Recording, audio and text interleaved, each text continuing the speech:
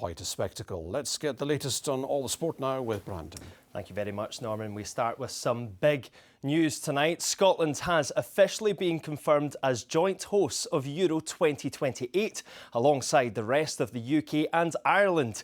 Hampden is one of the 10 venues poised to hold matches during the tournament across the 5 nations. But being a host doesn't appear to guarantee a place in the finals. All 5 nations are expected to go through qualification for the tournament. It's understood UEFA are reserving 2 places for home teams which miss out on merit. So that big news announced today in a week where Scotland are hoping to book their spot in Euro 2024.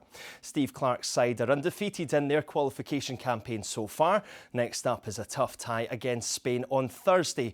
And Scotland goalkeeper Angus Gunn says helping the team secure a place at next summer's championships would be the highlight of his career. From Seville, here's Chris Harvey. Yes, it's here at Seville's cavernous Estadio La Cartuja, where Scotland will next attempt to clinch that vital point that will guarantee our place at Germany's Euro 2024. Scotland's #1, Angus Gunn, says qualifying for the tournament will be the pinnacle of his career.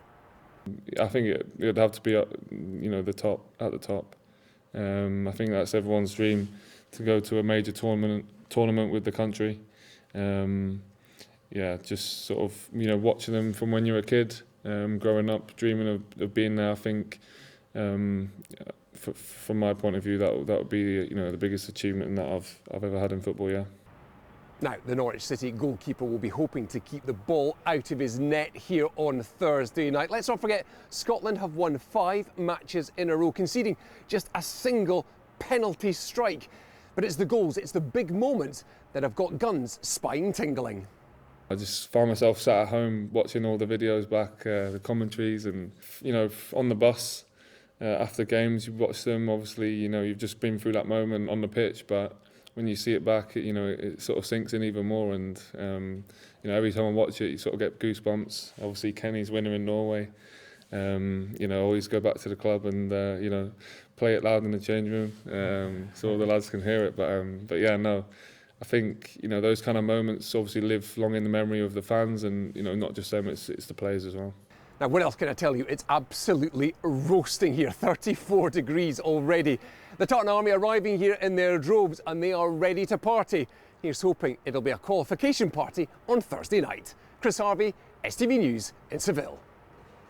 Well, as Chris said, the Tartan Army are arriving in Seville ahead of Thursday's showpiece, and some are feeling hopeful. Yes, we can. We can do it. We can do it. We feel confident. We can do it. 1 point from 3 games is all we need. My entire life, I've never seen Scotland in such good form. I know. They're flying, so. I know. McTominay just after scoring a brace last minute at Man United, so stick him up front. I think he'll do the job. Well, that's what the fans think, but former Scotland's manager Alex McLeish has warned Spain will be extra motivated for Thursday night's clash after they lost to the Scots at Hampden in March. Well, McLeish accepts it'll be tough against 2012 European champions, but he's backed Steve Clarke's side to get the job done.